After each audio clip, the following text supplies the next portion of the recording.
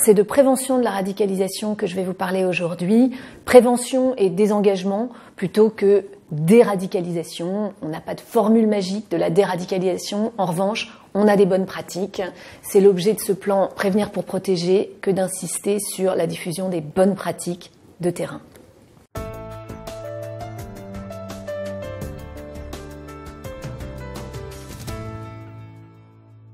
L'évolution de la réponse publique en matière de prévention de la radicalisation aujourd'hui, c'est la déclinaison de ce plan, Prévenir pour protéger.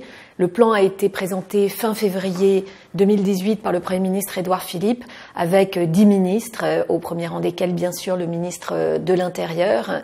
On a beaucoup tâtonné en matière de prévention de la radicalisation. Aujourd'hui, on a stabilisé la réponse publique avec un partenariat État, collectivités territoriales, société civile. On est donc dans une démarche partenariale qui apprend des expérimentations, des tâtonnements pour diffuser les bonnes pratiques à travers les territoires.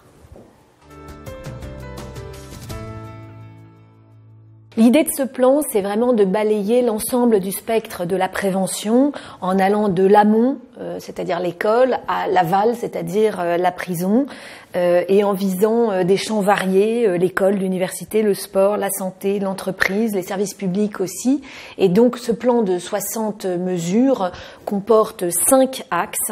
D'abord, prémunir les esprits face à la radicalisation, à l'école et sur Internet. C'est le premier axe.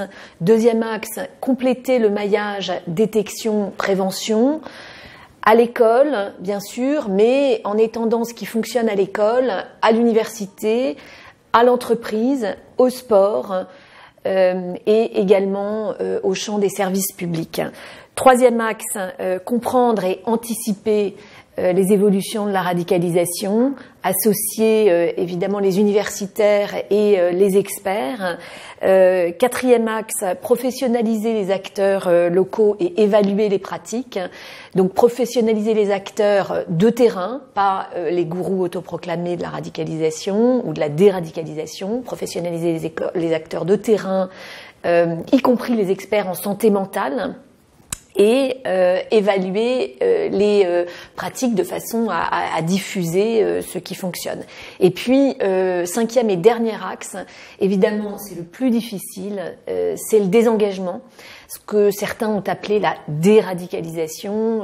On préfère aujourd'hui le terme de désengagement qui porte des ambitions plus réalistes. Le désengagement, c'est d'abord la réinsertion des mineurs de retour de zone syro-irakienne, mais c'est aussi, bien entendu, le suivi des personnes sous main de justice, donc qui sont soit prévenues, soit condamnées pour des faits liés au terrorisme, ou bien qui seraient des détenus ou prévenus de droit commun et radicalisés. Et là aussi, on a beaucoup tâtonné. La justice, l'administration pénitentiaire a beaucoup tâtonné. Aujourd'hui, on commence à dégager des bonnes pratiques avec d'abord une phase d'évaluation, ensuite une phase de prise en charge. Et évidemment, l'aval, c'est le suivi des sortants de détention. Voilà. Donc 5 axes. Prémunir les esprits face à la radicalisation, ça commence à l'école, mais évidemment le rôle d'Internet est tout à fait essentiel. Compléter le maillage détection-prévention pour une alerte précoce qui permet une prise en charge le plus en amont possible. Comprendre et anticiper les évolutions de la radicalisation. Professionnaliser et évaluer les pratiques. Et puis adapter le désengagement en fonction de ce qui revient en termes de bonnes pratiques. On a mis en place une politique de prévention de la radicalisation qui est une politique nouvelle depuis 2014 qui va de la détection jusqu'au désengagement. Donc l'État a mis en place un dispositif de détection d'abord autour du numéro vert qui est géré par l'UCLAT, qui a reçu près de 50 000 appels depuis la fin 2014. Il y a une autre voie de signalement qui sont les états-majors de sécurité placés autour des préfets dans chacun des départements. Et évidemment, on s'attache à développer des échanges en confiance avec les représentants des collectivités territoriales qui sont des capteurs de premier niveau des signaux de radicalisation. Troisième dispositif, la prise en charge. On a mis en place des cellules de prévention et d'accompagnement des familles dans chacun des départements qui sont aujourd'hui opérationnels, qui permettent la prise en charge de 2500 jeunes. Une prise en charge sociale, éducative et de plus en plus psy. Et c'est un volet essentiel que nous souhaitons renforcer. Nous avons ici au SGCIPDR une cellule nationale d'appui à l'action territoriale qui assiste les préfectures mais aussi les intervenants de terrain associatif et au sein des collectivités territoriales. Et puis l'ensemble des ministères sont dotés de référents radicalisation qui permettent d'activer l'action interministérielle en matière de prévention de la radicalisation. On a des initiatives de contre-discours qui permettent de délégitimer, de déconstruire la propagande de haine et djihadiste sur l'ensemble du territoire, avec notamment 6 pièces de théâtre qui sont jouées dans les établissements du secondaire, avec un travail pédagogique en amont et un débat en aval pour permettre un véritable travail avec les élèves. Et puis au-delà de ce contre-discours, il y a tout ce travail de désengagement, de réinsertion pour les mineurs de retour de zone qui font l'objet d'un suivi particulier parce que ce ne sont pas des enfants comme les autres, et puis de désengagement des détenus ou prévenus radicalisés ou terroristes islamistes. Donc toute une gamme qui a été mise en place par l'État et que nous cherchons à dynamiser.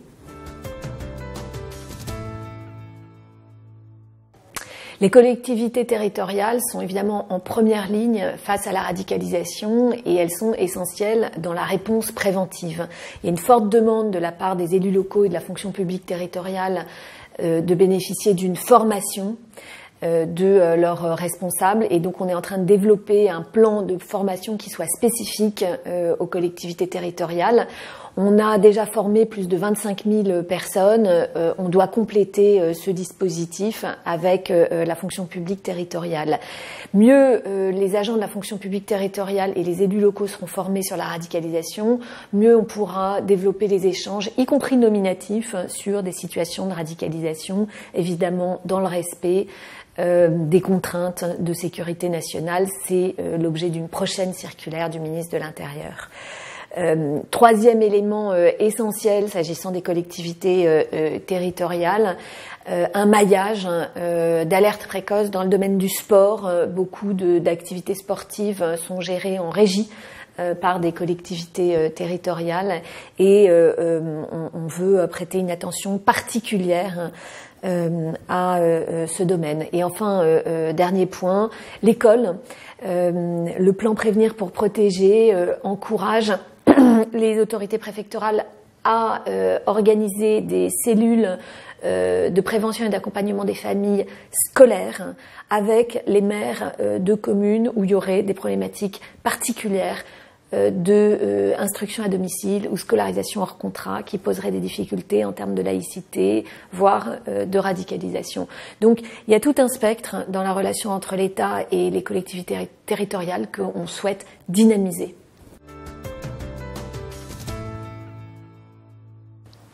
En termes de dossiers et d'enjeux de fond, les prochains défis, ce sont à la fois le traitement des mineurs de retour de zone syro-irakienne, mais aussi le suivi des sortants de détention. Et ces défis, il faudra les traiter comme les autres, en trouvant le bon équilibre entre le déni et la panique. Vous savez que la prévention de la radicalisation a été prise depuis le début entre deux fronts, le front du déni, le front de la panique. Aucun des deux n'est mobilisateur pour l'action, il faut trouver le bon équilibre. Et ce point d'équilibre, il doit être trouvé évidemment par l'État, mais avec les collectivités territoriales et la société civile. C'est vraiment tout le sens du plan Prévenir pour protéger.